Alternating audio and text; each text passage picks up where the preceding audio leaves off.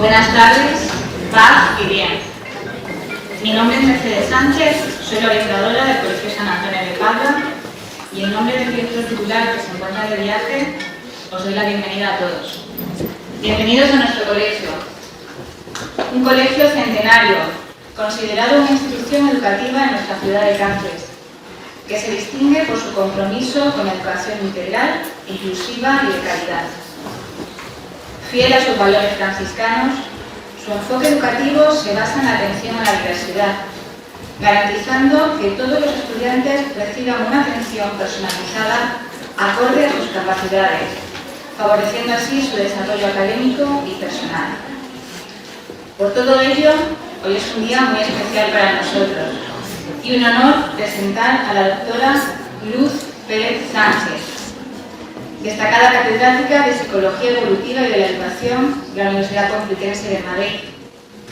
Referente en el estudio de la inteligencia en nuestro país, es directora del proyecto pionero en España sobre el desarrollo integral del talento y directora del Seminario Internacional Mujer, Inteligencia y Talento. Solo una parte de su trayectoria académica y profesional está recogida en la información del programa que os acabamos de entregar. Además de su amplio currículum y la avalan más de 40 años de experiencia profesional y multitud de premios y reconocimientos. La doctora Pérez Sánchez ha dedicado su vida profesional a la investigación y desarrollo de programas que potencian la inteligencia y las altas capacidades, contribuyendo significativamente a la inclusión y mejora del sistema educativo. Démosle una cálida bienvenida a la doctora Luz Pérez Sánchez.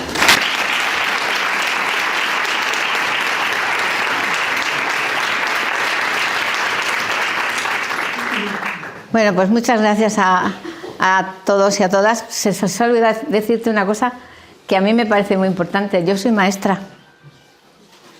Soy maestra. O sea, mi primera carrera fue magisterio y me fui a un pueblo a dar clases. Y me tocó una escuela unitaria, donde tenía niños desde 4 a 14 años. ¿Vale? Entonces, de ahí he seguido estudiando y aquí estoy. Pero quiero deciros que yo, cuando hablo de lo que yo llamo la vida en las aulas. Es decir, yo creo que sé lo que es un aula, porque he dado clase en todos los niveles educativos. Y he dado clases. He estado trabajando, como comenté, cuando vine de Estados Unidos, especializada en inteligencia humana. Quería trabajar en altas capacidades y no se podía, y estuve trabajando en la Fundación Síndrome Down, colaborando.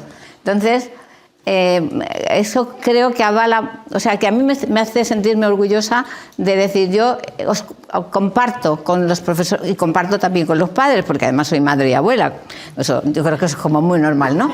Pero que comparto con los profesores precisamente lo que es un aula. No soy una catedrática que viene a contaros una investigación, que puedo contaros, pero sí que creo que puedo transmitiros más lo que se siente y lo que quisiéramos hacer muchas veces para ayudar a que todos los niños y todas las niñas desarrollen al máximo sus capacidades, que es una frase que a mí me gusta mucho y que la dijo nada menos que John Dewey en el año 1900, por lo tanto yo no voy a decir nada nuevo.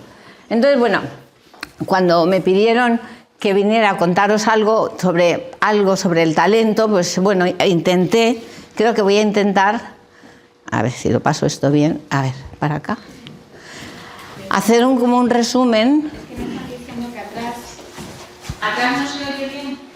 Vale. Pues tengo aquí un micrófono. Está microfonada, sí, pero vamos a ver. Ese micrófono para reducir ruido. Ah, bueno, pues lo cogeré también venga, pues con dos cosas a la vez, no pasa nada.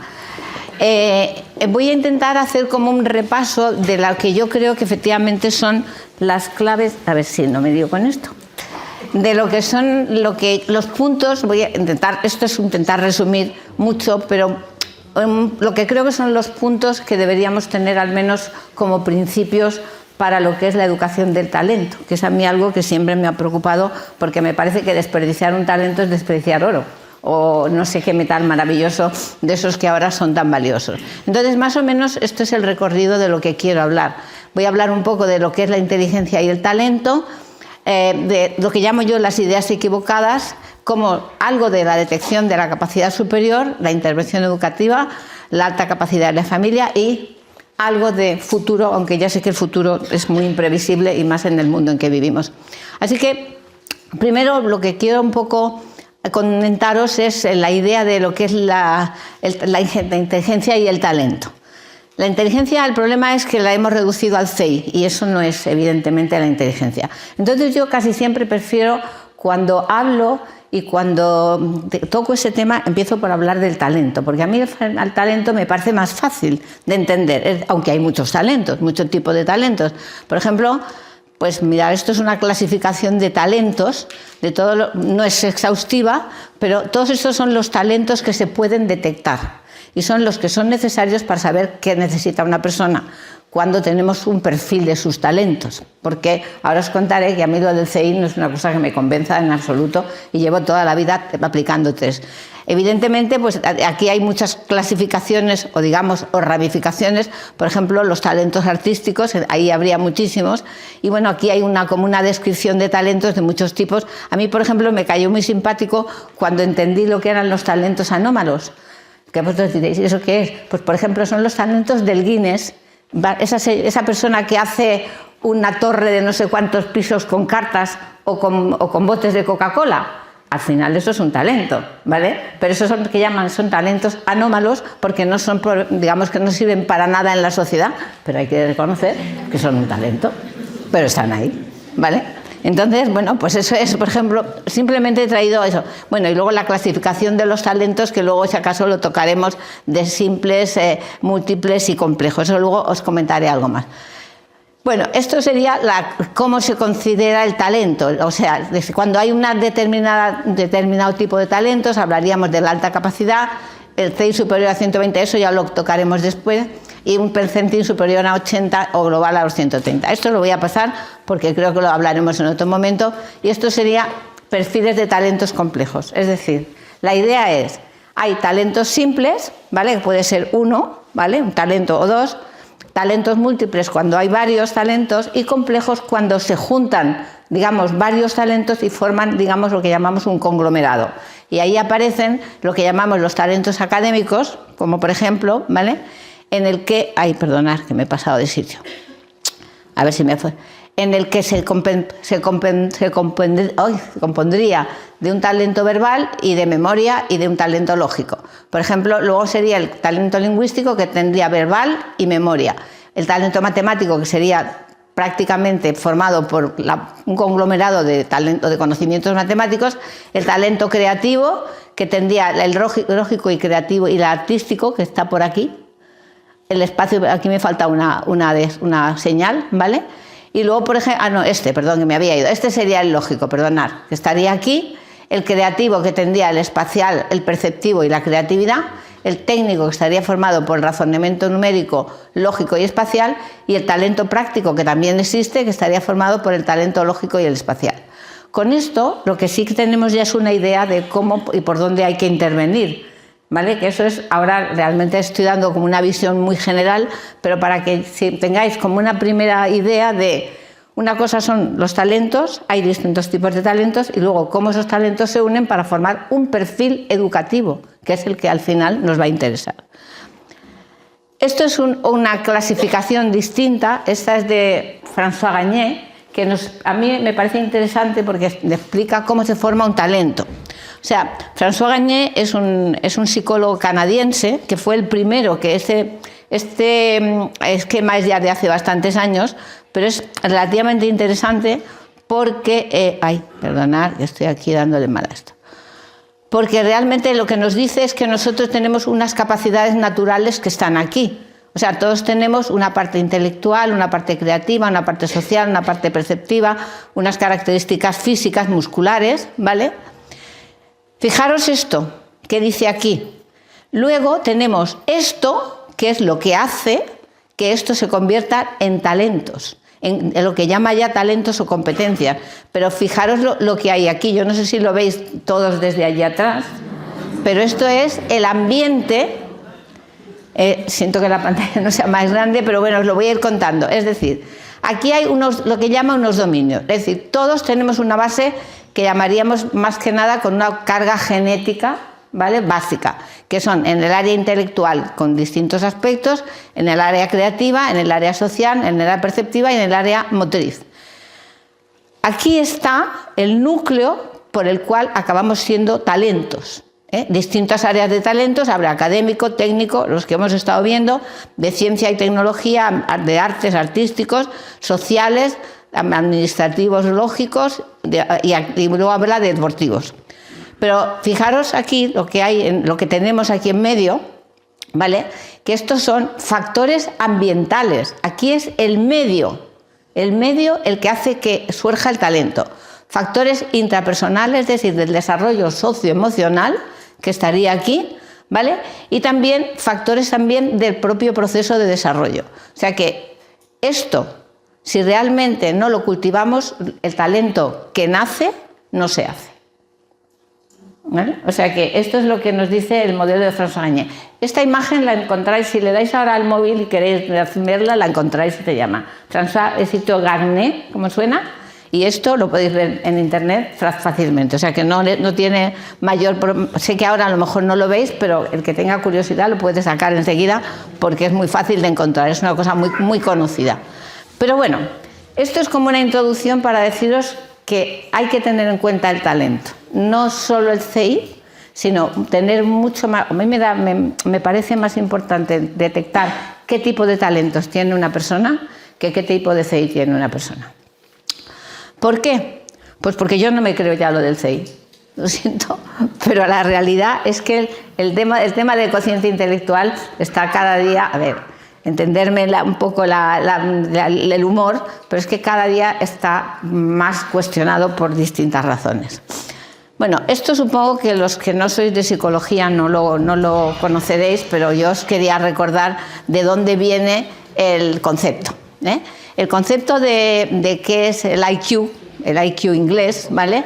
Es del año 1900, empieza en el año 1905, hasta esa época no se había medido nunca la inteligencia de las personas, nunca se sabía cuánta inteligencia o cómo era la inteligencia de las personas, y unos psicólogos franceses, que eran Alfred Binet y Theodore Simon, ¿vale?, establecieron un criterio que se llamó el criterio de la edad mental, es decir, fueron estudiando distintas cohortes de distintas edades y viendo, digamos, qué capacidades tenían a nivel numérico, a nivel motriz, a nivel verbal, es decir, estableciendo unos criterios de como puntos de corte para distintas edades.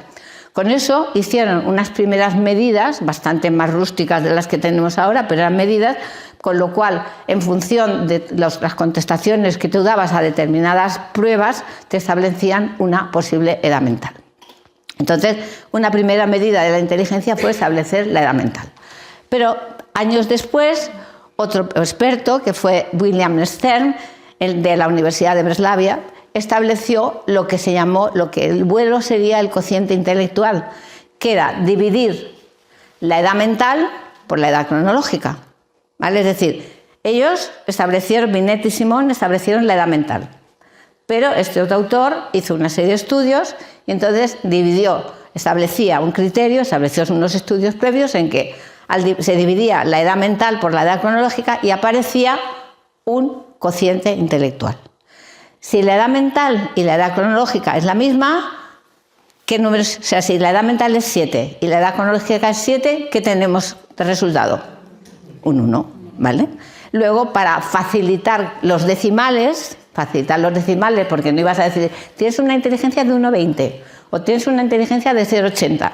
Digamos que se transformaba en lo que ahora conocemos como CI, ¿eh? El CI medio, que sería 100, que sería que tienes la misma edad mental que la edad cronológica. Si la edad mental es mayor, pues entonces se supone que vas subiendo de 110, 120, 130. Y si es al revés, pues bajas a 0,80, 0,70, etcétera, etcétera. O sea, y ese es el concepto de cociente intelectual. Pero os voy a contar una cosa que me parece importante, es que muchas veces se utiliza el término coeficiente, ¿vale? Y realmente lo traduce muchísima gente, incluso expertos. Pero os quiero decir que la realidad es que es un error bastante serio, porque en primer lugar es un cociente porque viene de la palabra cociente intelectual inglesa, ¿vale? Porque además, como veis, en inglés es IQ, Y esta es la palabra, quotient. Y sin embargo, el coeficiente en inglés es coefficient. Por lo tanto, los ingleses, si habéis leído, supongo, sobre todo los profesionales, algún libro en inglés es IQ y no IC. Y entonces se ha hecho una traducción porque les ha parecido bien. Eso es lo que yo llamo muchas veces en psicología las teorías implícitas. Cosas que se admiten como buenas, pero que realmente no tienen ningún fundamento científico, y esa es una de ellas. Pero vamos, esto es una anécdota más que otra cosa, pero sí que muchas veces la gente me pregunta, oye, ¿qué diferencia hay entre cociente intelectual y coeficiente? Digo, pues no hay mucha diferencia porque son dos cosas que realmente no tienen nada que ver, pero están ahí. Por lo tanto, yo tengo mis dudas muchas veces de cuando se habla del cociente intelectual. Pero ¿cuál es el problema de la inteligencia? Mirad, el problema de la inteligencia es que ahora mismo tenemos tal cantidad de concepciones de lo que es la inteligencia que realmente yo ahora mismo, si me preguntaran, no sabría decir exactamente qué entendemos por inteligencia. Porque por contaros algunas, que algunas probablemente las conoceréis, otras quizá menos, pues mirad, por ejemplo, este es uno de los libros más clásicos sobre la distribución de la inteligencia humana, ¿vale? Este se llama el famoso libro de la curva de la campana, que es la campana de Gauss, digámoslo así. Este libro ya es... Todos estos autores son muy conocidos, pero ya algunos ya son de bastantes años. No voy a ir hablando de todos, voy a ir un poco por deprisa, pero por ejemplo, este libro fue muy curioso porque estableció cómo se dividía, cómo se distribuía la inteligencia humana en la sociedad. Es decir, cómo se distribuía la inteligencia humana en los distintos grupos sociales. Realmente fue un libro que se hizo en Estados Unidos, levantó muchísimas ampollas porque pasó algo que era real, por muy doloroso, y era que realmente en la parte, digamos, superior de la campana de Gauss, digamos, estaban los blancos, ¿vale? Los sajones, llamaríamos así. En la parte central estaban más o menos orientales y otros grupos étnicos, y en la parte, digamos, inferior, llamémosle, no sé si decir derecha o izquierda, dependiendo cómo la miremos, estaban los latinos y los negros. Aquello tuvo una repercusión de que la inteligencia entonces dependía del grupo social y de la etnia, ¿eh? O sea, aquello era muy, muy duro, porque entonces es que ya estábamos, digamos, al determinismo. ¿Cuál fue la parte buena del libro? Pues que realmente se combatió esa idea en el sentido de que había que ayudar a los grupos sociales porque eso no era así. Y aparecieron multitud de programas para ayudar a las clases sociales más bajas, sobre todo, por ejemplo, a través de la televisión. Algunos de esos programas llegaron a Europa después, con los años. Yo no sé si os acordaréis del Sesame Street, del barrio Sésamo, o de Comenzar en Cabeza, también eso. Pues eso vinieron después de que ese libro levantó las ampollas en cuanto a cómo era realmente la inteligencia. Bueno, al siguiente autor yo creo que casi todos le conoceréis. Este es Howard Gardner. A ver, que levante la mano. ¿Quién conoce la teoría de las inteligencias múltiples? Muchos, ¿vale? Bueno, pues este es Howard Gardner, vale. Como veis, este es Robert Stenberg, este es otro autor, este es el número 1 del mundo en inteligencia humana. Tiene un libro que es Más allá del cociente intelectual, ¿vale? Que es muy, muy curioso, y tiene una teoría, que es la teoría triárquica de la inteligencia, que establece que nosotros tenemos, o sea, la inteligencia humana es un sistema de funcionamiento en donde tenemos nuestras relaciones con nuestra experiencia, nuestras relaciones con el conocimiento y, digamos, en nuestras relaciones con la creatividad. Y esos tres elementos son los que realmente forman lo que él llama inteligencia. Eso lo tengo que explicar. Si queréis luego preguntarme, y os daré más explicaciones, pero ahora realmente no me puedo entretener. Quiero pasar un poco de prisa, pero es porque os deis una idea de que cómo tenemos ahora mismo el tema de la inteligencia.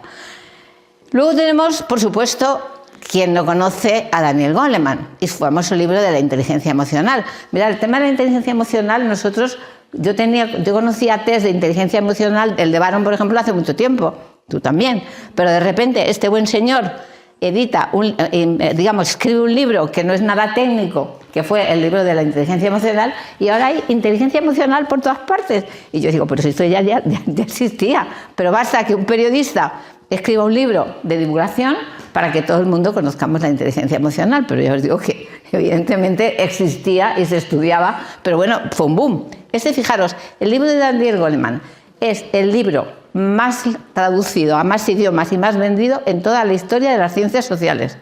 Y no es un libro científico, es un libro de divulgación. Y todos los que ha hecho después. Esto es otra inteligencia, ¿vale? O sea, que fijaros por dónde vamos. Este es uno de mis libros favoritos, el de Actitud Mental, de Carol Dweck. Este es muy interesante en la educación, porque ella dice que hay dos tipos de inteligencia.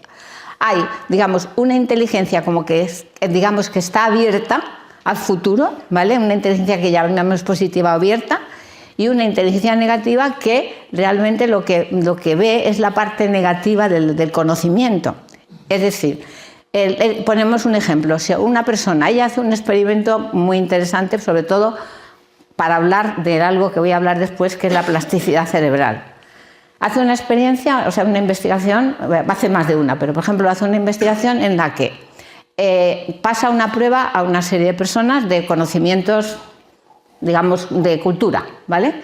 Y analizan, estas cosas se pueden hacer ahora porque hay evidentemente instrumentos digamos, que tienen de imagen cerebral.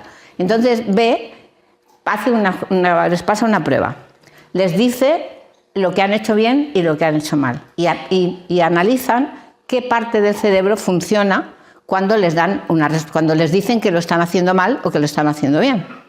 Entonces, hay un tipo de personas que cuando les dicen que lo están haciendo mal, digamos que la zona del cerebro que, por decirlo así, se ve, ¿no?, en la tomografía axial computarizada, en el TAC, digamos, el funcionamiento, lo que funciona es la zona prefrontal.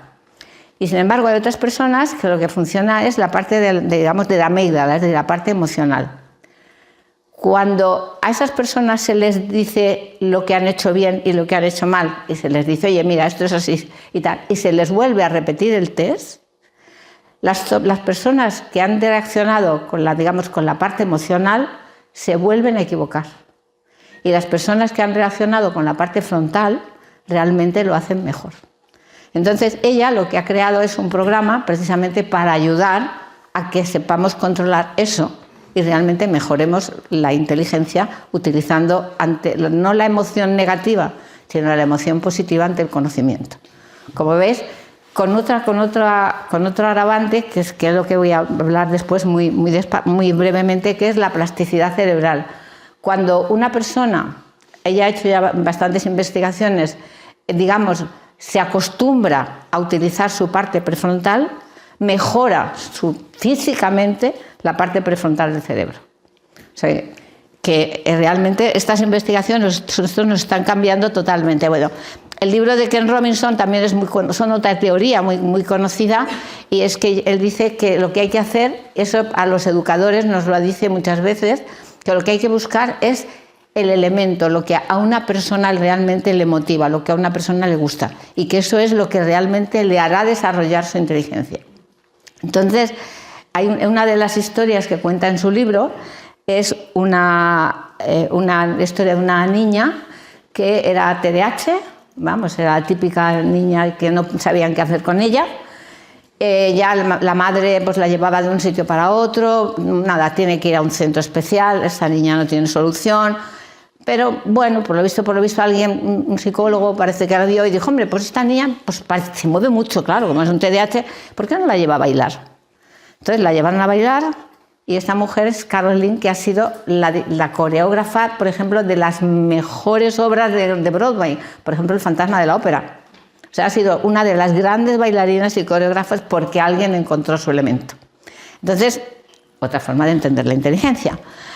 Bien, y luego, por ejemplo, yo no voy a seguir mucho más, pero, por ejemplo, otra parte que ahora también se estudia mucho es la concepción diferenciadora, es que, por ejemplo, Dabrowski habla de que las personas con alta capacidad tienen otro tipo de funcionamiento, y habla de las altas sensibilidades, que ahora también se estudia y se habla, pero ahí hay una parte más o menos científica. Entonces, digamos que ya no es solo una forma de CI, sino que es unas especiales sensibilidades. Y además hay también otra teoría que lo relaciona con la mayor producción de dopamina. Es decir, del gusto por aprender, es decir, el gusto por aprender crea más dopamina, con lo cual la gente quiere aprender más. Eso es otra teoría. Y bueno, a Pfeiffer ya me lo dejo aparte, porque no sé si lo leéis desde aquí, pero dice que la alta capacidad, lo voy a leer, el libro es el modelo tripartito, lo podéis mirar también en internet porque tiene muchas citas, la alta capacidad no es un hecho real, es un constructo social. Es una forma de categorizar a las personas a través de un modelo social que nos hemos creado nosotros.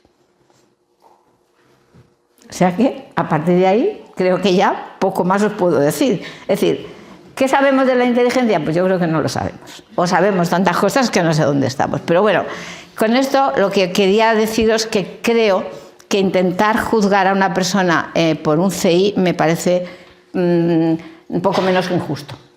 ¿Vale? ¿Por qué? Pues porque tenemos muchas más cosas. Sin embargo, hay que adoptar o hay que al final buscar cuál sería el criterio que mejor podía decirnos qué es la inteligencia.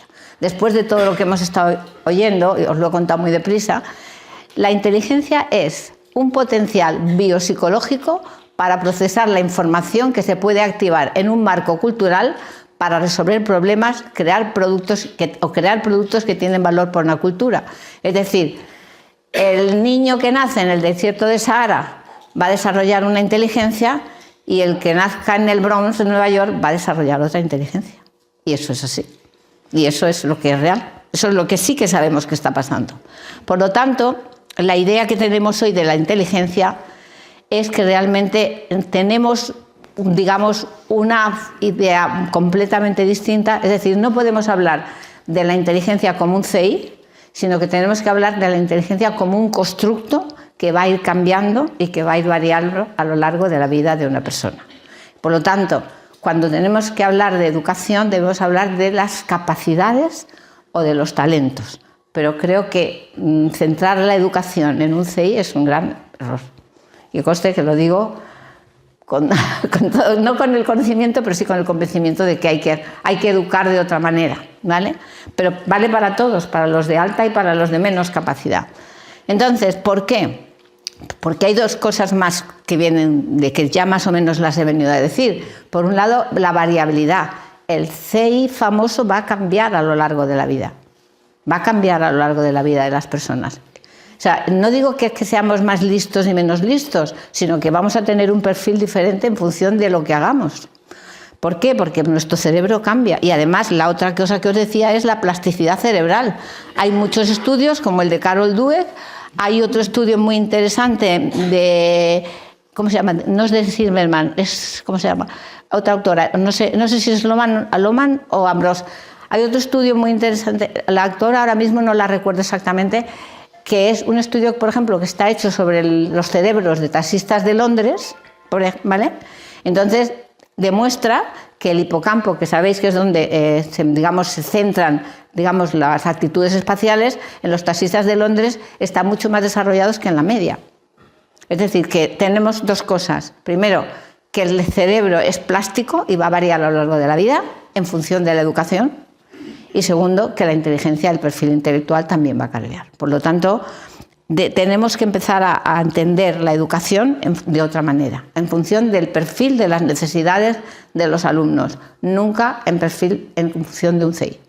Porque eso ya os digo, me parece injusto y a día de hoy técnicamente poco, no decir poco serio, pero poco práctico, para decirlo así. Bien.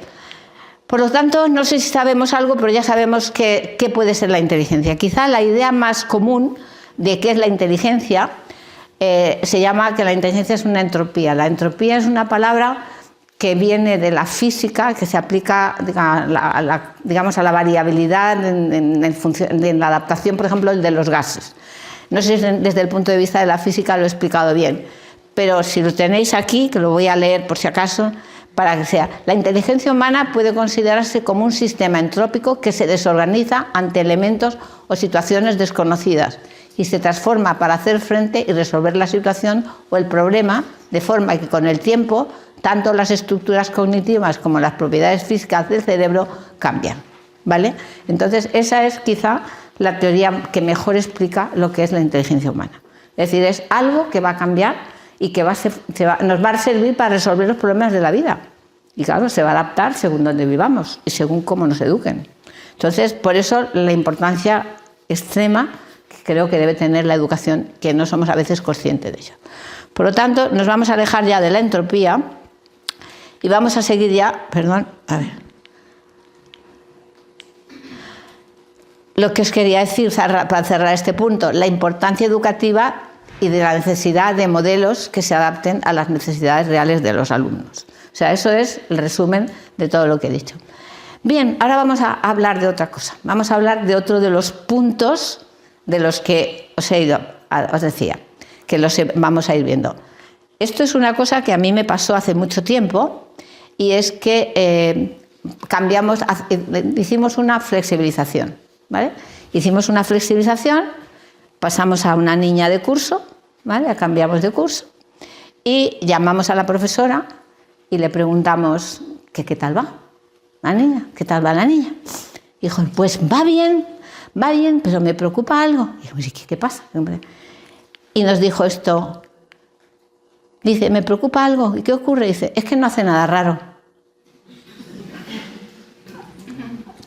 Os dais una idea de qué pensaba, la profesora era estupenda, pero qué le pasaba por la cabeza. Es decir, no podía entender que una niña de alta capacidad fuera una niña absolutamente, digamos, normales o todos, pero de la media.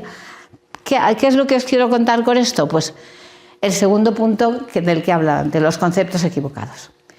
Seguimos teniendo muchas ideas falsas sobre lo que son las altas capacidades. Eso me parece que es muy importante. Es una pena que no se pueda ver esto desde allí, pero bueno, si no, esto yo os lo puedo pasar, que no hay ningún problema por mi parte, o si se graba, no hay... Es decir, hay una serie de ideas sobre las están aquí, que por ejemplo que la superdotación es innata, que son buenos en todos, que aprenden por sí mismos, que no necesitan apoyo especial, que tienen problemas relacionales, que un alumno con bajo rendimiento no puede ser de alta capacidad, que provienen de niveles sociales altos, que son más propensos a los desajustes, que los programas para este tipo de alumnos son elitistas, que se aburren en clase. Esto no es un problema. El problema, fijaros, este libro que hay aquí es del año 1966, si no recuerdo mal. ¿Vale? 65, 66. Ese libro es del año 1966, ¿vale? Y esto que os voy a poner a continuación es, perdonad, me he pasado aquí, esto es de un trabajo de hace 2 años sobre profesores. Y el problema es que los tópicos están y siguen ahí tal cual. Y eso es lo que sí que me preocupa. Porque ese libro además es muy curioso por lo que lo escribió Helen Wilner. A Helen Wilner la conoce mucha menos gente, porque yo digo que siempre detrás de un gran hombre hay una gran mujer, pero a la gran mujer no se la conoce. Ella es la mujer de Howard Gardner, del autor de la teoría de las inteligencias múltiples. Es una mujer brillantísima, pero mucho menos conocida que su conocido marido, ¿vale? Entonces, pero escribió ese libro sobre los tópicos, fijaros, y siguen existiendo. ¿Cuáles son los tópicos que encontramos en las aulas? ¿Vale? Bueno, pues un tópico es que, por ejemplo, un tópico es, por ejemplo, que aprenden por sí mismos.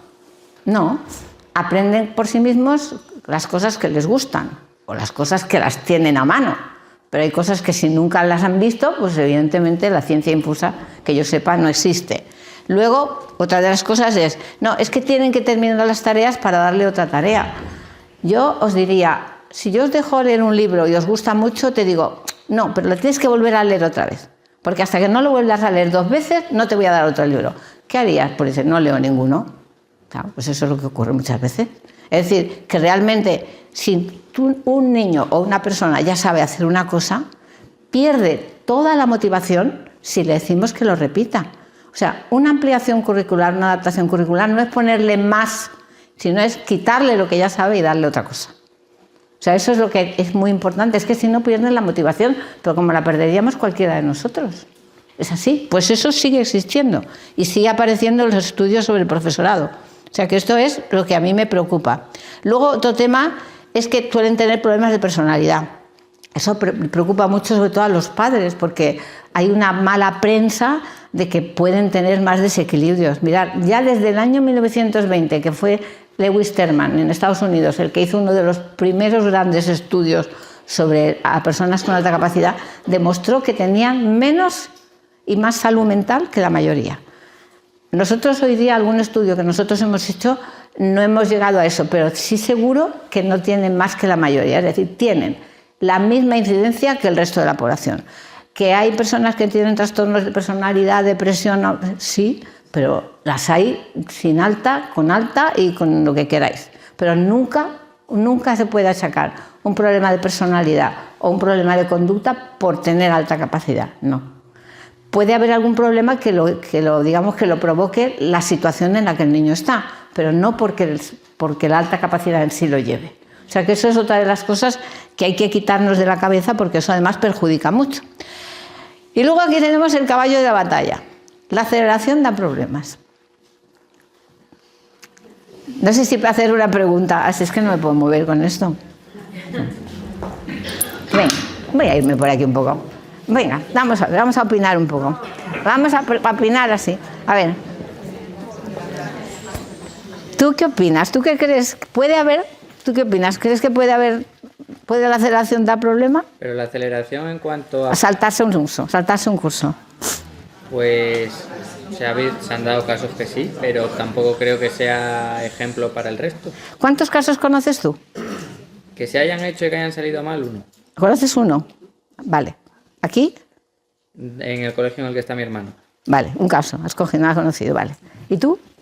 Yo es que no soy profesora, soy madre de un niño con altas capacidades, 5 años, y hasta el momento no se me ha propuesto, pero no sabría qué decir hasta que no vea su Vale. caso.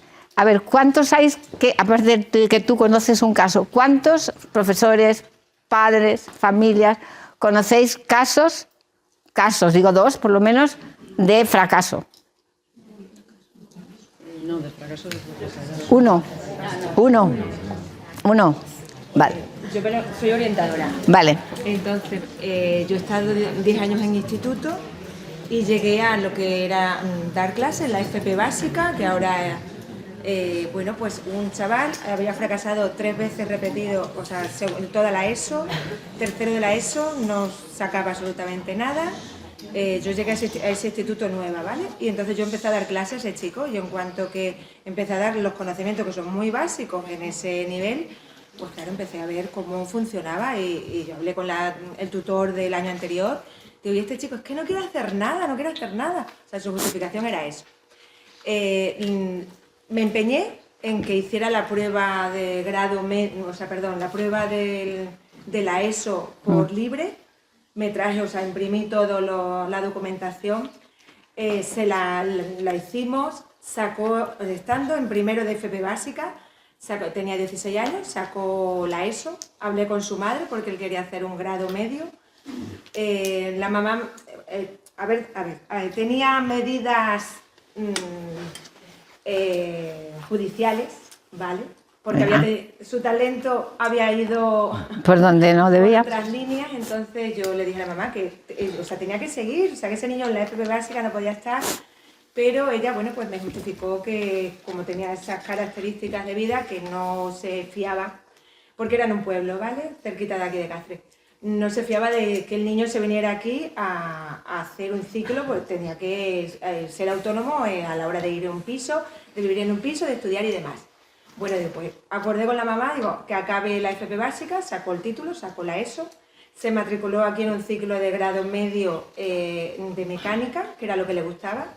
Y al cabo de los años me lo he encontrado por el Carrefour, que es un centro comercial aquí, y me reconoció él, porque yo, paso por tantos niños, por tantos padres y tal, y me paró él en el Carrefour y se acordaba de mi nombre, de todo, y me dijo que había hecho un ciclo de grado medio, un ciclo de grado superior, y pues me dio la gracia de que fui la única persona que le detectó con 16 años en el... Vale, pero entonces lo que tú me estás contando es un éxito. Pues sí, yo cuando... Exacto. Vale. No, vamos a ver, mirad.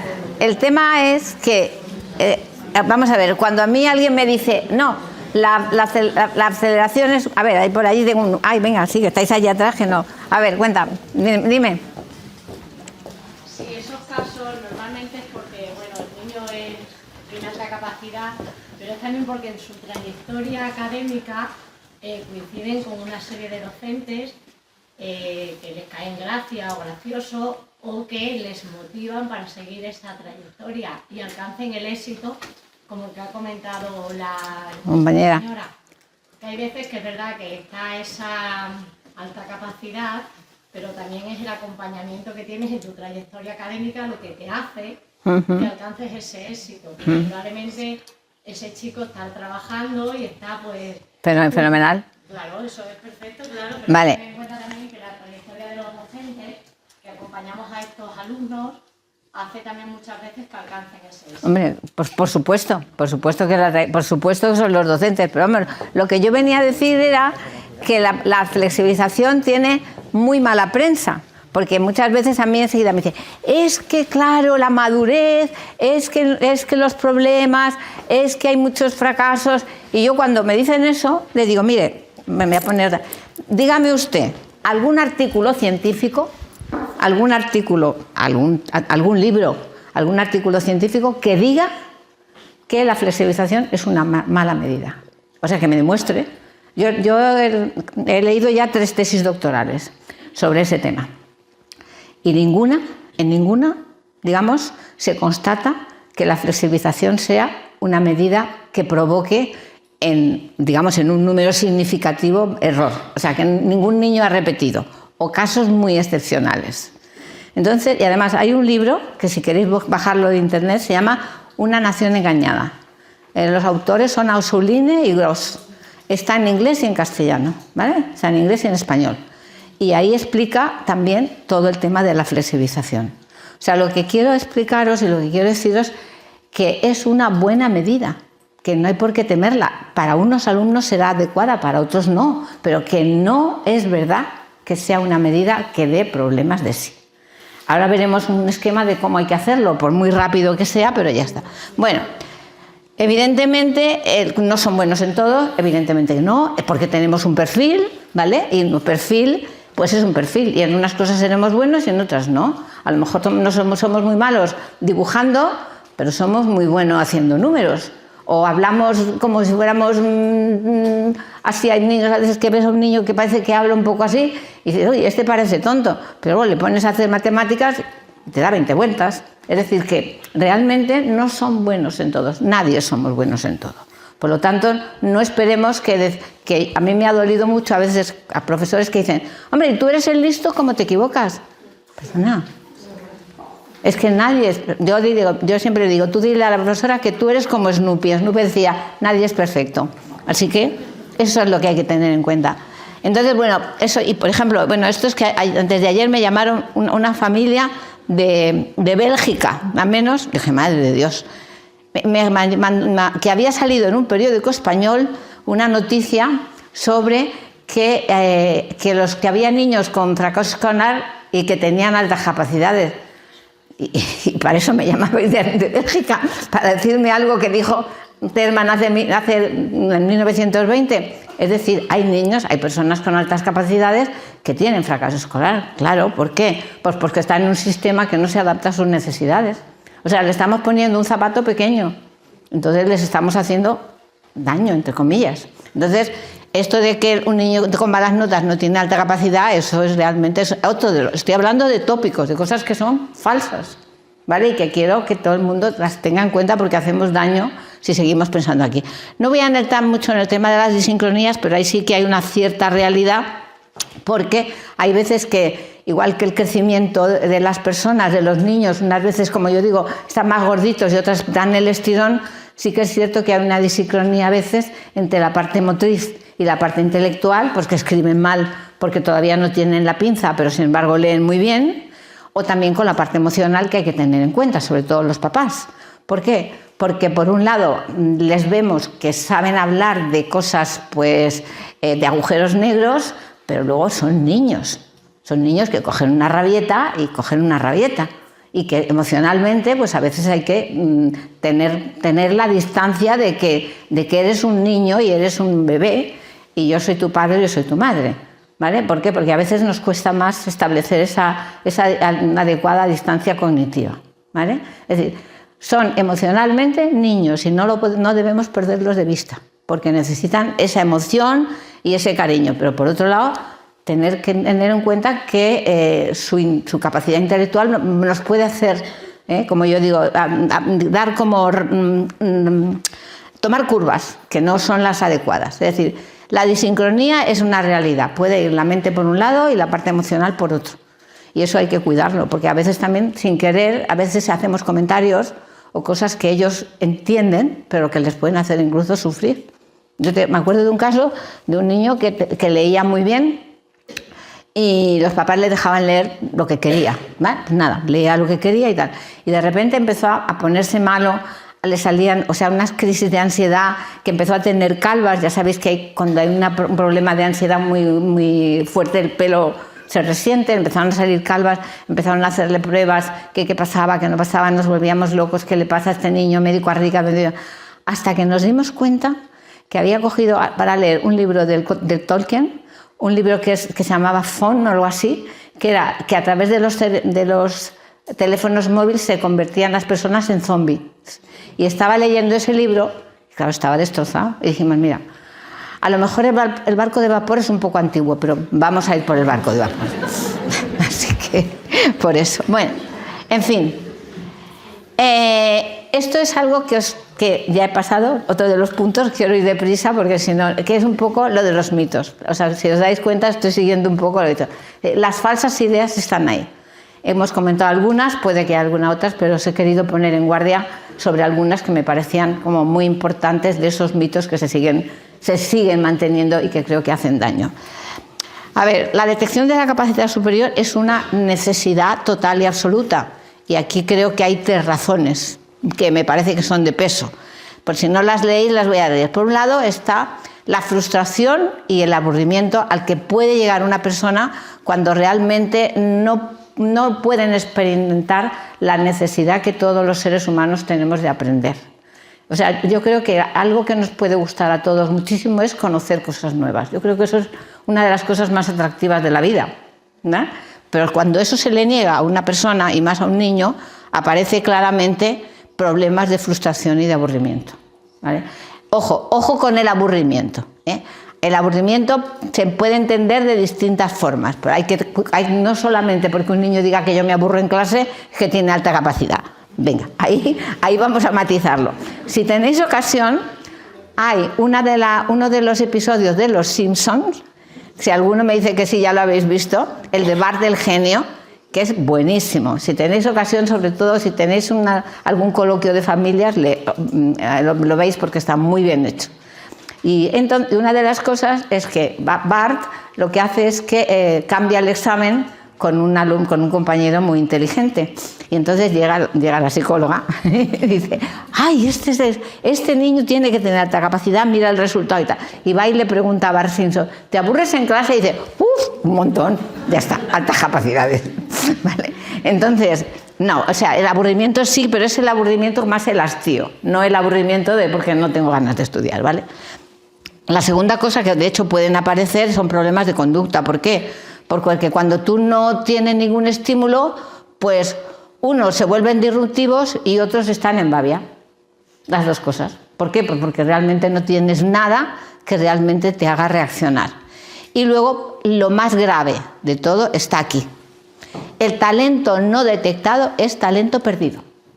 Es decir, si un cerebro no se nutre, digamos, pierde capacidades. No es que vaya a volverse menos capaz.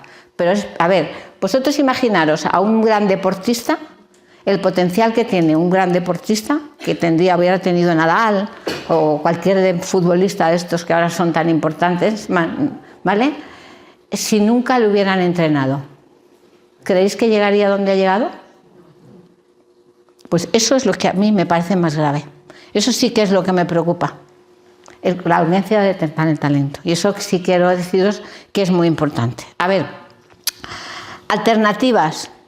Las alternativas, desde luego, es que primero que tengáis todos esta conciencia de lo poquito de lo que yo os puedo contar hoy, pero que tengáis esta conciencia que existe. Pero, por ejemplo, a nivel escolar, a mí una de las cosas que me parece más importante es crear protocolos de detección en los colegios. A ver, hay protocolos de acoso, hay protocolos de TDAH, hay protocolos de no sé cuántas cosas. Pues hace falta un protocolo para cuando un profesor o alguien o un padre sospeche que su hijo tiene alta capacidad, sepa todo el mundo qué hacer. Porque es que cuando aparece un niño de alta capacidad, ¿Y ahora qué? Como si aquello fuera algo extraño. Pues no, es una cosa más, una forma más que tiene una necesidad. Y lo que yo abogo es porque se haga un protocolo de detección, o sea, que se cree un protocolo de detección en los centros para que si aparece un caso, pues evidentemente todo el mundo con la mayor tranquilidad y la mayor facilidad sepa qué hacer.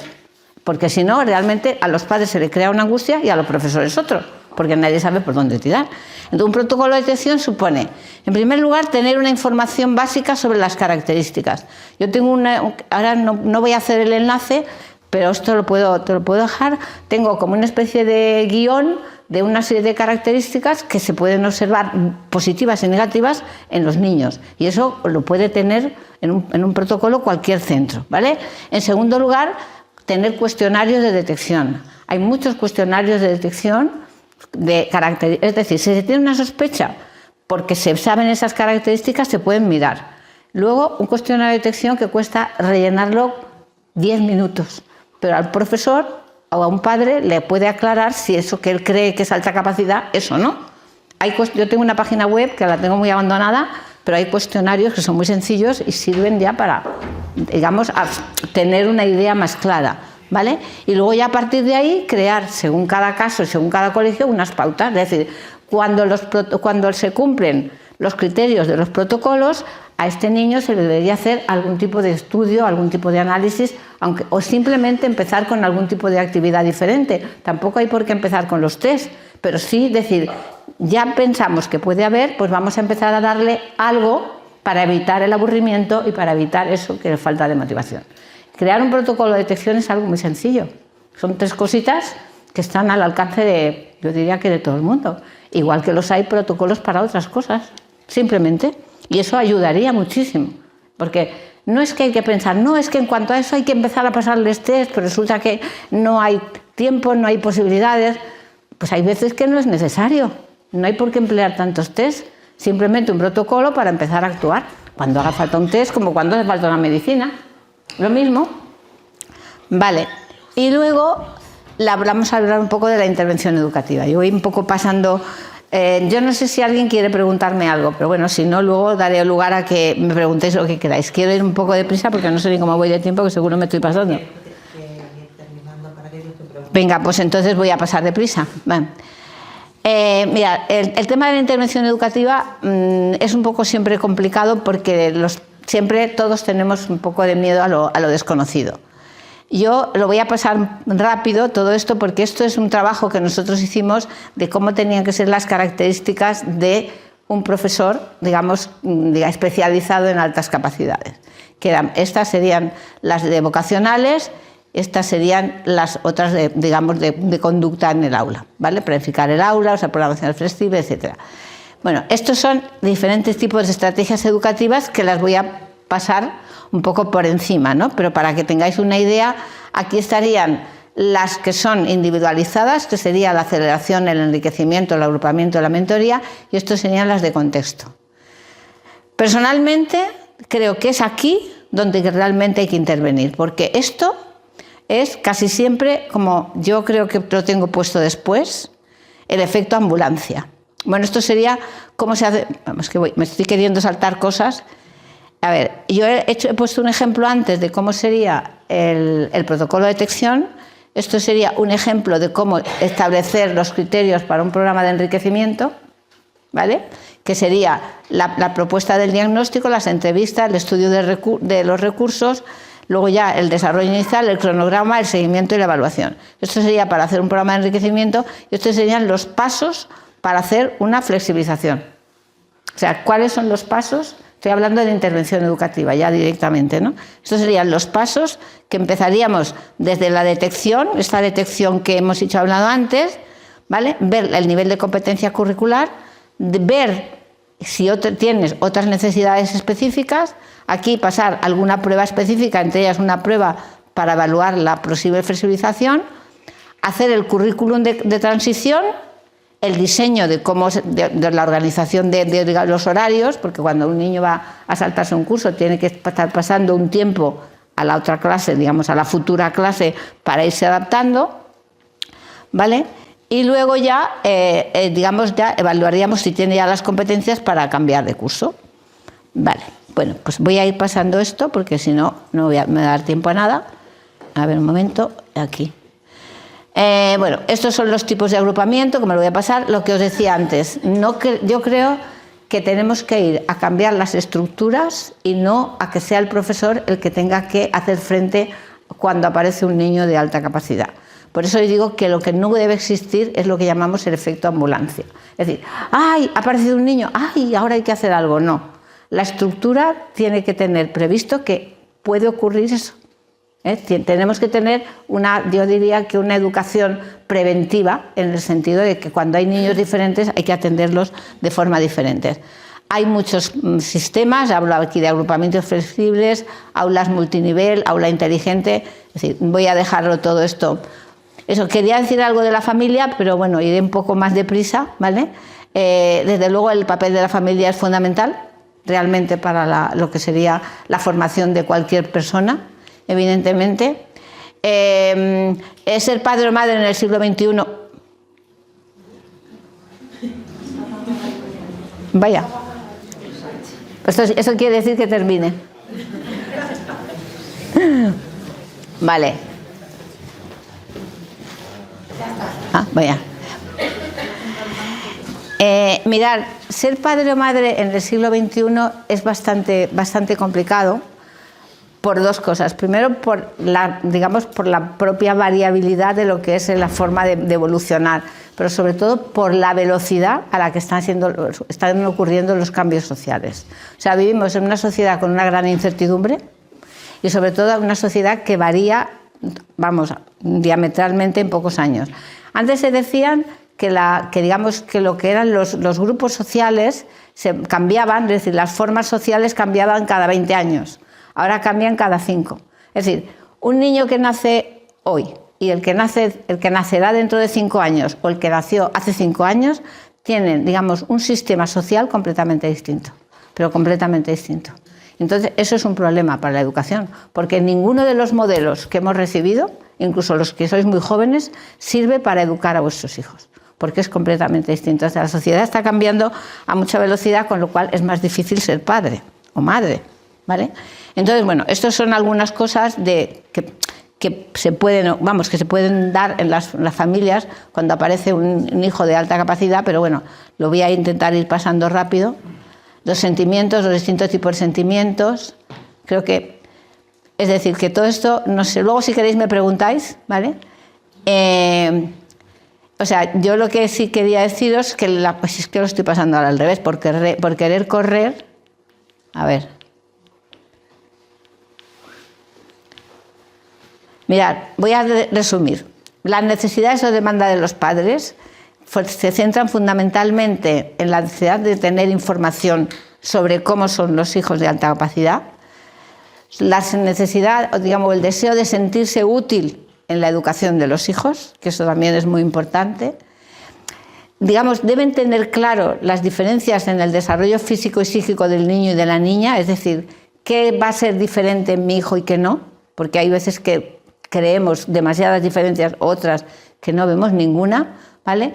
Y además, una cosa que ocurre mucho, yo veo mucho en los padres, es que no saben a veces cómo atender a sus necesidades y a sus dudas, porque a pesar que es diferente, pues ya no sé muy bien a veces por dónde voy. Y esto es una de las cosas que nosotros vemos. Para eso, ¿qué necesitamos? Necesitamos formación e información. Yo os voy a dejar luego, si queréis, estos dos enlaces, porque nosotros tenemos algunos webinars o reuniones que hacemos que por supuesto son gratuitas. Por ejemplo, tenemos una el día 21, me parece, de marzo, sobre problemas y toma de decisiones en familia, ¿vale? Pues os lo dejaré ahí por si luego queréis conectaros y participar en algunas de estas actividades que nosotros hacemos, pues precisamente para apoyar todo el tema de las altas capacidades. Y voy a intentar terminar simplemente diciendo que el papel de la familia es fundamental en el desarrollo del talento. O sea, creo que ahí hemos estado hablando de la inteligencia, hemos estado hablando de los profesores, ¿vale? Hemos estado hablando de todos esos aspectos que yo consideraba o creo que son las claves para el desarrollo del talento, pero evidentemente la familia es realmente, yo creo que en el fondo es el pilar fundamental en el que todos nos apoyamos y además nos debemos apoyar. Y yo con eso, una cosita más sí quería deciros, ya un poco más para finalizar, muy importante. Hay una cosa que yo creo que es necesario tener en cuenta, y es que la escuela y la familia tienen que ir al unísono en la educación. Yo sé que a veces los padres no entendemos a los profesores o los profesores no entienden a los padres, porque a veces tenemos puntos de vista, intereses distintos. Pero siempre os digo que debéis intentarlo, tanto por parte de los padres para entender la situación o el conocimiento o desconocimiento de los profesores, y por parte de los profesores entender las ansiedades y las preocupaciones de lo que es ser padre. Entonces, yo siempre digo que es muy importante la interacción familia-escuela, que son dos mundos, pero que son dos mundos con un mismo objetivo. Luego sí quería dejaros un apunte que a mí me parece muy importante, y es el mundo de la tecnología. No podemos ignorar que el mundo de la tecnología está ahí, que el mundo de la tecnología nos está pasando por encima, de hecho ya nos ha pasado. Es decir, con el tema de la pandemia entramos, como yo digo, a capón todos en la tecnología, y entonces creo que en el contexto tanto de la familia como de los centros hay que tomar en serio cómo enseñar a usar la tecnología.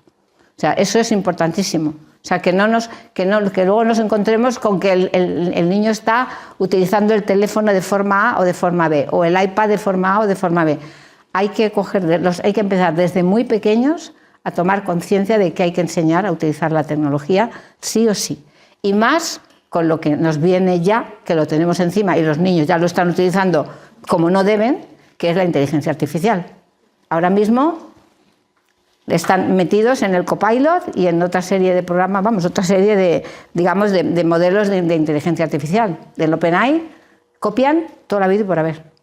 Entonces, eso hay que ir por delante. Yo siempre digo que tenemos que ir por delante de nuestros hijos. Entonces mi última idea es deciros que evidentemente el talento y la tecnología es un mundo de posibilidades, pero que hay que tomarlo ya. O sea, que lo toméis en serio y que intentéis crearos la idea de que hay que enseñar a usar la tecnología. Eso es así, porque es que si no, ellos van a ir por su cuenta. Y entonces, digamos, nos van a pasar por encima, nos vamos a encontrar con que hacen y utilizan sin saber lo malo que puede traer eso. Porque además, las nuevas tecnologías son aditivas. Eso ya se está viendo. Entonces, vamos a crear, no sé qué tipo de personas, porque a lo mejor no sé si decir si son peores o mejores, pero personas que son ya adictas, es decir, que realmente tienen adicción a la tecnología, y eso si no lo paramos, no sé qué mundo, no sé si iremos al mundo feliz de Aldous Huxley, pues no sé si alguna vez leído ese libro, o a dónde iremos, pero sí que os quiero dejar como mensaje que penséis en educar a vuestros hijos para utilizar la inteligencia artificial, y a vuestros alumnos también, porque si no, están en el OpenAI los utilizan ya todos. Y entonces esas cosas hay que tenerlas previstas. Pero vamos, yo creo que lo más importante de lo que os quiero decir es que realmente es muy importante el que seamos conscientes de que hay mucho talento, y que realmente cuando no se descubre el talento y cuando no se educa el talento, estamos perdiendo uno de los tesoros más importantes de la sociedad. Así que yo ya no hablo más. Muchas gracias. Termina de prisa. Bueno, pues muchas gracias, Luz. Estamos muy agradecidos desde el Colegio San Antonio y desde la ciudad de Cáceres, porque tenéis que saber que ella ha venido de manera gratuita, simplemente porque quería estar con nosotros y quería favorecer el mundo escuela, familia de todos estos niños con altas capacidades. También queríamos agradecer a Cristina de Talentia-X, coordinadora de todo el proyecto de altas capacidades de Extremadura, que ha sido ella un poco también la promotora y la que nos ha hecho conocer a Luz. y nos ha ayudado en todo este proceso. Y aquí está también Carlos, que Cristina le dice el niño que ya tiene 19 años, que es de altas capacidades, pregúntate Carlos que te verá, y está estudiando ingeniería informática.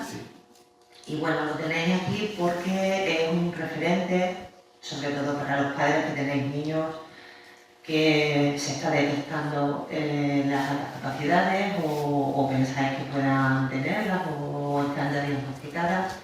Y bueno, y si tenéis alguna inquietud y que le queréis preguntar alguna cosa a él, pues también está a vuestra disposición. Yo agradeceros simplemente también vuestra asistencia y vamos a dejar una media horita aproximadamente por si queréis preguntarle a Luz y a Carlos, o bueno, a Cristina también, que es la presidenta de la asociación aquí en Cáceres.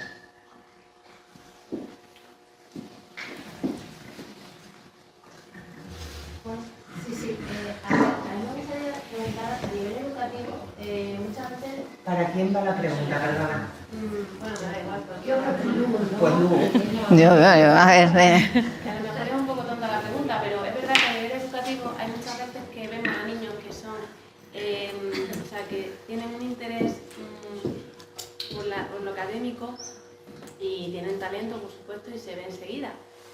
Pero también hay otros niños que, como hemos visto, pueden tener ese talento, pero a nivel académico no lo transmiten, porque o bien no les gusta o lo que has dicho, no le han cubierto esas necesidades que ellos necesitan. Entonces, ¿por qué unos sí y otros no? a ver, puede que haya muchas cosas, muchas circunstancias.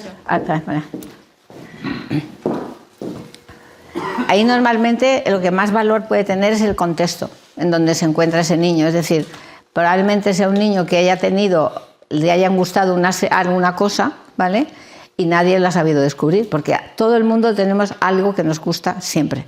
Hay niños que a lo mejor les ha gustado algo y nadie les ha hecho caso y se han acabado frustrando y al final no les gusta nada.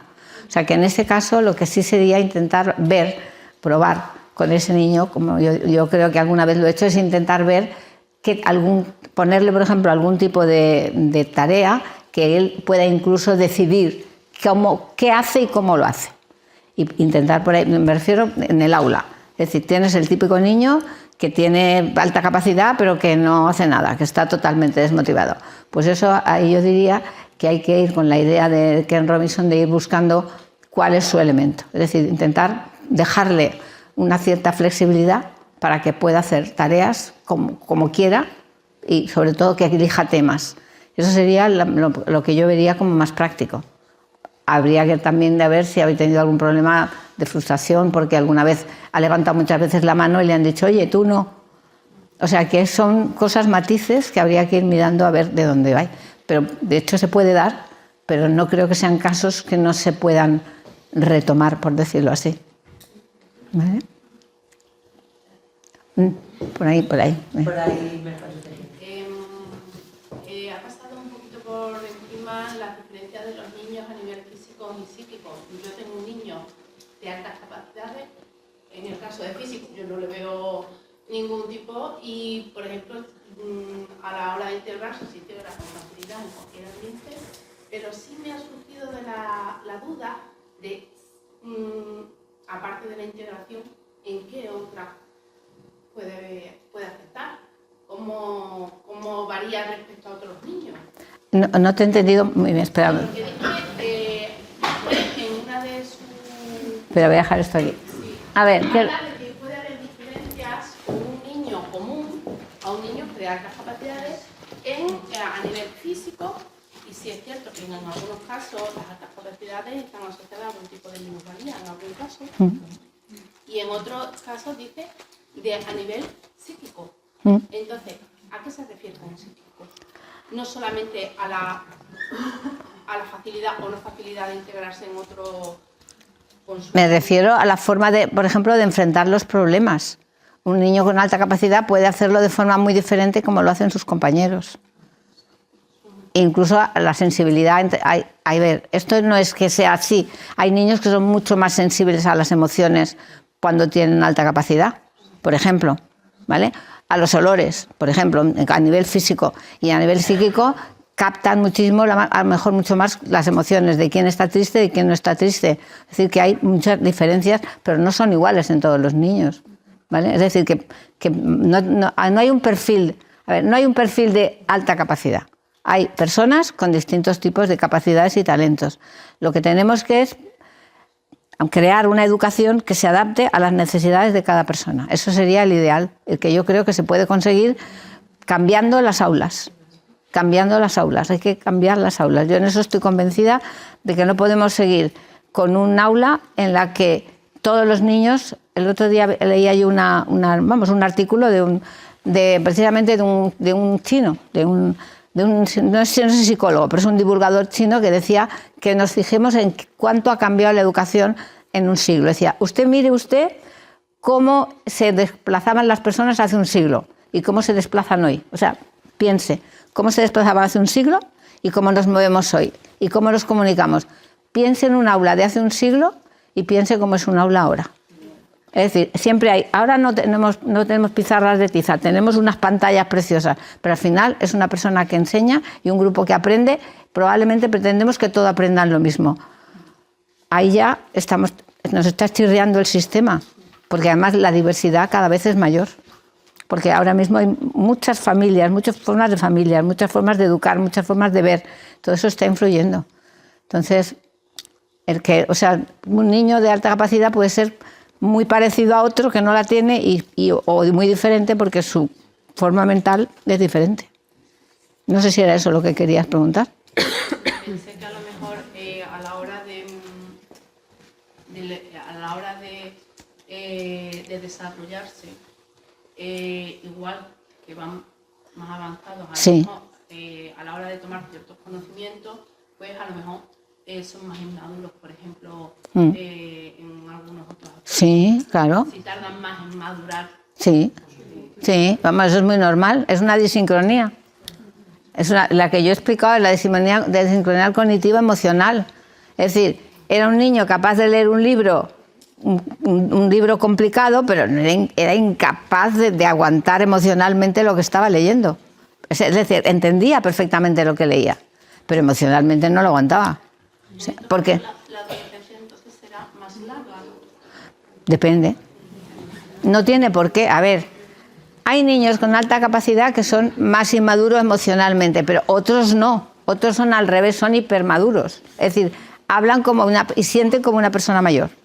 Hay otros que no. Es decir, no hay un patrón único. Es lo que os quiero decir. Es decir, hay niños con alta capacidad muy maduros, que emocionalmente son maduros y hablan como una persona madura y casi, digamos, te sientes casi igual que ellos, y hay otros que realmente son buenísimos y hablan de agujeros negros, pero luego, vamos, le ves y le dices, venga, que esto no es para... No te cojas una rabieta porque se te ha perdido un bolígrafo, en una palabra. Es decir, que eso es la disincronía. Es decir, que no hay una... En todas las personas lo hay, pero quizá en los de alta capacidad se nota más las diferencias, porque digamos, lo cognitivo va siempre a un ritmo y lo emocional en unas veces va igual o más o menos.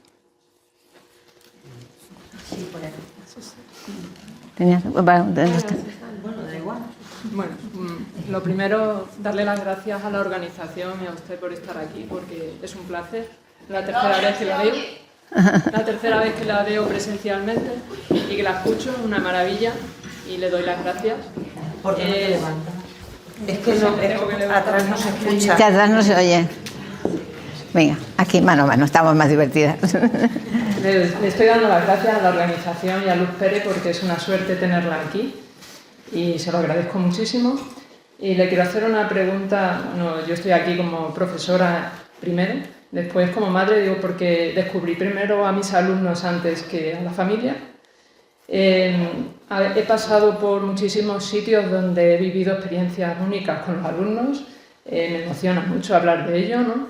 Pero hay una historia que no sé cómo plantearla así que se interprete mal, porque cuando se habla de agrupaciones con niños de altas capacidades para que ellos se entiendan, son felices cuando conviven juntos, hay veces que nos llegan a decir que sí son sectas, ¿no?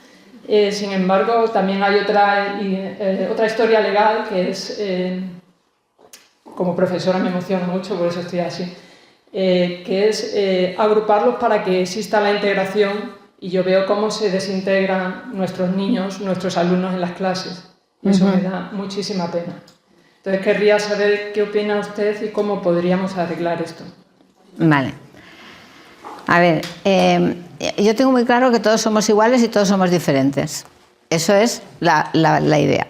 Entonces, siempre, digamos, vamos a tender a unirnos y a estar más a gusto con las personas con las que nos, digamos, nos tienen nuestros mismos gustos. Es decir, que hay un feeling. Si a mí me gusta pues el cine clásico, pues me encantará hablar de cine clásico con quien sea. Si a otras personas les gusta el fútbol, pues les encantará hablar del fútbol, ¿vale? Entonces, eso es así. Por lo tanto, a mí no me parece mal, al contrario, me parece bien que los niños de alta capacidad tengan sus grupos de amigos, o incluso sus grupos, digamos, para desarrollar determinadas actividades que a lo mejor con el grupo de la media no desarrollarían. Eso está bien. Ahora bien, también es cierto que antes lo estaba hablando con Carlos, precisamente estábamos comentándolo, que tenemos que vivir en una sociedad, ¿vale? Y tenemos que acostumbrarles a que hay otras personas que piensan de otra manera y viven de otra manera, y que por lo tanto hay que admitirles. Yo con los mayores les gasto una broma y le digo, mira, tú tienes que tener en cuenta que vas a tener un jefe tonto. Digo, así que tendrás que acostumbrarte, ¿vale? Tendrás que acostumbrarte a que tendrás que contemporizar, y si algo no te gusta, pues tendrás que dar una de cal y una de arena, porque aunque muchas veces nos demos cuenta de que te estás equivocando y que el superior tuyo se equivoca, pues tendrás que aprender a contemporizar y entender que a lo mejor a ti no te gusta, pero a los demás sí. Entonces hay que enseñarles a convivir. Eso es lo que creo yo. Y en las aulas yo creo que es muy importante, y eso no lo he tocado mucho, pero es muy importante crear, digamos, en las características de los profesores, que las he pasado muy deprisa, digamos que el profesor tiene que ser un buen dinamizador del grupo. Igual que nos dijeron desde el primer momento que cuando había un niño con necesidades educativas especiales había que procurar que el grupo lo aceptara y todas estas cosas, pues tratarlo con normalidad, pero yo creo que con los de alta capacidad es mucho más fácil. O sea, es más fácil porque, bueno, son más brillantes, y lo que hay que intentar es que eso lo vean como algo normal y como algo bueno. Nosotros hacíamos mucho, por ejemplo, el trabajo de mentorías. Todos tenían que ser mentores de algo. A lo mejor algunos no hacían más que mentorazgo de dibujo, pero bueno, hacía un poco de mentor, y el niño de alta capacidad pues hacía de mentor de las raíces cúbicas, ¿vale? Y entonces, bueno, pues eso crea como una dinámica de que no somos todos iguales y que tenemos que aceptar que unos son más inteligentes y otros menos, pero a lo mejor el que es muy bueno haciendo raíces cúbicas es muy malo jugando al fútbol, ¿vale? Pero vamos a intentar decir, oye, pues uno juega mal al fútbol, otro juega bien, y crear esa dinámica. Es decir, yo tampoco soy muy partidaria, o sea, yo creo, ya sabéis que yo creé el primer programa español para atender solo a niños de alta capacidad, pero tampoco pienso que hay que dejarlos solos ahí. ¿Por qué? Porque tienen que vivir al final en el mundo y se tienen que relacionar, y entonces pues nos caigan unas personas mejor, otras no, pero hay que intentar que las clases sean dinámicas y que se acepte con normalidad el que todos somos diferentes. Si tú eres más alto, pues mira qué suerte tienes. Tú te dan mejor las matemáticas, pues mejor para ti. Tú escribes mal, pues a mejorar la escritura. Que algunos escriben mal, aunque son muy inteligentes, ¿eh? Pero quizás para atenderles bien cuando hay 5 niveles en una clase de 30, quizás se necesita... Se necesita una clase multinivel. Totalmente. Pues eso, vanla. Complicado. No, pero a ver, yo lo he puesto.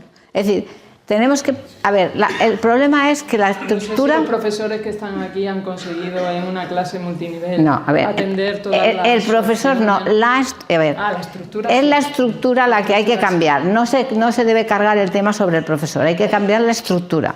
Es decir, para organizar grupos multinivel hay que tener el acuerdo del colegio, y a lo mejor, por ejemplo, el modelo del aula inteligente era un modelo en el que prácticamente cada niño podía ir a su ritmo, ¿vale?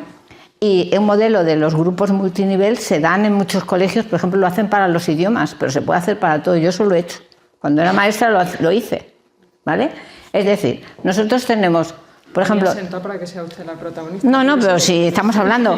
Quiere decir que, a ver, organizar grupos multinivel es relativamente, pero es una estructura. Es decir, nosotros tenemos, por ejemplo, niños de primero y segundo de primaria, ¿vale? Entonces vamos a coger los niños de primero y segundo de primaria y los vamos a poner por niveles. Por ejemplo, eso se hace en idiomas, ya lo hacen en muchos colegios. Es decir, por ejemplo, en inglés. En inglés, los niños de primero, segundo y tercero, digamos, van al nivel de inglés que les toca. Es decir, porque resulta que uno, su papá sabe inglés y otro, su papá no sabe inglés. O su mamá sabe inglés y no. Entonces, el que esté en tercero puede ir al 1 de inglés y al 3 de matemáticas. Y en los colegios esto, en idiomas se está haciendo. Pues ahí se puede hacer en todo. En idioma hay inglés avanzado e inglés no avanzado, pero las demás materias... También se puede hacer. Se debería hacer. Se puede hacer. Yo lo hice, mi experiencia lo hicimos con la lectoescritura. La experiencia que yo viví lo hicimos con la lectoescritura. O sea, porque teníamos grupos de primero, segundo y tercero, que había niños que sabían leer ya desde primero y había niños que no sabían. Y había niños que leían muy mal en tercero. Entonces hicimos como 3 niveles, o 4 me parece que hicimos, porque había dos clases, y pusimos niveles de lectoescritura. ¿Qué pasaba? Que a principio de curso había muchos en el nivel más bajo y pocos en el nivel más alto. ¿Vale? Entonces, digamos que al nivel más alto lo dejábamos una sola profesora y al nivel más bajo estábamos como 2 profesoras en la clase para atender la lectoescritura. Con el tiempo fue cambiando al revés y arriba había muchos niños y había solo una profesora porque leía, y abajo había 2 profesoras que se preocupaban de forma más personalizada porque los que había del nivel bajo eran los que tenían problemas de lectoescritura. Pero eso no es cuestión de que caiga sobre el profesor, eso es cuestión de la estructura. O sea, hay que cambiar las estructuras escolares. O sea, no podemos tener una clase en la que pretendamos que todos los niños vayan al mismo nivel. Y sobre todo, no se debe cargar todo sobre el profesor, porque todos somos seres humanos y no podemos hacer, como tú dices, una clase con 5 niveles, pero sí pensar en que hay que ir ahí. O sea, yo os he puesto varios ejemplos de experiencias que están funcionando y funcionan. Es decir, que se puede tener unos agrupamientos. Podéis empezar, yo os digo, empezar por una materia. Vamos a intentar subdividir una materia en 3 o 4 niveles. Y que además se acostumbran los niños. No, yo estoy en el grupo A de matemáticas, yo estoy en el grupo B de otra cosa. Y además en una cosa estarás en el primer grupo, a lo mejor estás en ciencias sociales, estás en el grupo A. Y en otra estás en el grupo C. Y se acostumbran, tienen su clase y su sitio, pero luego a la hora que les toca cogen sus bártulos y se van. Nosotros en el programa Estrella, en el programa de altas capacidades, se cambian, o los niños o los profesores, dependiendo del nivel, o a veces cambian los niños y a veces cambian los profesores, y se han acostumbrado. Tienen su taquilla con sus cosas, van y vienen. Es decir, que es un poco girar al siglo XXI. Luz, atendemos a la última pregunta. Sí, nos vamos, sí que... ¿Está de acuerdo con la flexibilización? Yo sí, claro. Es que, por ejemplo, el mío que está matriculado en primero está con asignaturas de segundo. Claro. Para no hacer el salto tan grande de primero a tercero. Entonces, efectivamente, con los 2 cursos, y el martes que viene firmamos la flexibilización para pasarle a... Sí, lo único que efectivamente hay unas pautas, que ya no las he explicado mucho, pero hay unas pautas de que tienen que ir empezando a pasar a la otra clase, a partir de normalmente de enero, empiezan a pasar temporalmente a la clase siguiente. En el caso de mi cole, como es un cole de pueblo muy pequeñito, mejor. Está solo él en primero. Ya. Y lo bueno también que en segundo también solo hay una niña, con lo cual se van a ir los 2 a tercero. Pues muy bien. Me ha salido... Bueno, tu caso es especial, pero vamos, no es eso. Pero vamos, que sí, que es una buena medida, ¿eh? O sea, que no hay que temerla. A ver, el ideal sería, a lo mejor, el tener las aulas todas multinivel, pero cuando eso no lo hay, es una muy buena medida la flexibilización. Es decir, considero que es muy buena medida porque muchas veces no tenemos otra posibilidad y por lo menos esa funciona. Una última pregunta y nos vamos. Quería darte las gracias, Luz, porque te he seguido muchísimo tiempo. Quería preguntarte, en los estudios que estáis haciendo, en la cátedra y en que llevan, ¿hacéis diferencia de género? Porque claro, todos los estudios de la inteligencia siempre se han basado en hombres, en varones. No. Bueno, sabemos que desde la biología el cerebro cerebro femenino y masculino es totalmente distinto y ya el cerebro de altas capacidades es distinto también y podemos decir entre hombres y mujeres. Entonces, muchas menos niñas detectadas, porque claro, sus características físicas, psicológicas, de todo tipo, sociales, son totalmente distintas a las del chico. ¿Estáis haciendo más hincapié o enfocando un poco más hacia el género femenino? A ver, cuando yo vine aquí hace 5 años a dar una conferencia, vine a hablar de eso. Hace 5 años, y vine a hablar porque era el Día de la Mujer del Rural, y vine a hablar de la mujer. A ver, el tema de la mujer es que realmente se detectan muchas menos niñas que niños. Sterman, en el 1920, detectó muy pocas mujeres y muchos hombres y decidió que era porque el desarrollo de las hormonas impedía el desarrollo cerebral. Vale, tela marinera, tela marinera. Cuando se han hecho estudios post-mortem, ahora ya no hace falta hacerlo porque tenemos unas posibilidades, de imagen tremendas. En adultos sí se ve que hay diferencias entre el cerebro femenino y masculino, pero en neonatos no. En neonatos no. ¿Qué ocurre? Que realmente, según nos eduquen, nuestro cerebro se desarrolla de una forma o de otra. Entonces, el cerebro de la mujer y el cerebro del hombre pueden ser exactamente iguales, pero depende de la educación. De hecho, a veces hay más diferencias entre mujeres que entre hombres y mujeres. Es decir, hay muchos estudios sobre eso. Es decir, no hay un cerebro femenino, no hay un cerebro masculino. Hay un estudio muy interesante que dice que el cerebro es hermafrodita. Es que depende. Hay mujeres. Yo puedo ser una mujer y tener una forma, teórica de pensar como un hombre, porque sea más decidida, porque sea más emocionalmente fuerte. Puedo ser hombre, entendámoslo. O sea, no tiene nada que ver con el sexo ni con el género, estoy hablando del cerebro. Es decir, el cerebro es hermafrodita. O sea, no hay un cerebro de hombre y un cerebro de mujer. Pero sí que es cierto que los condicionantes sociales están ahí. Siguen lo mismo que los tópicos. Ahora, espero que ya las nuevas generaciones, las niñas pequeñas, ya vayan siendo porque los padres mismos cambien. Pero eso es la educación, al 100%. Al 100%. Y además, ahí los estudios sobre el cerebro están clarísimos. Antes, como los cerebros se hacían en adultos, los estudios se hacían en adultos, decían, no, el cerebro de la mujer y el del hombre es distinto. No, los neonatos no tienen un cerebro diferente, los adultos sí.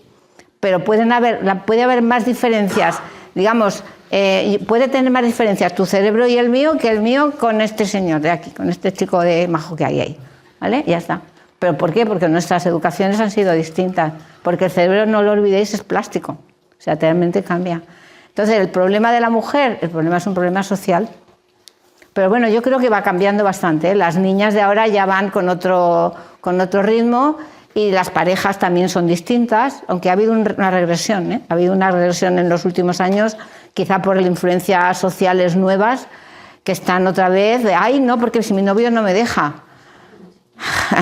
Eso a mí mi novio, ya me rebelaba contra eso.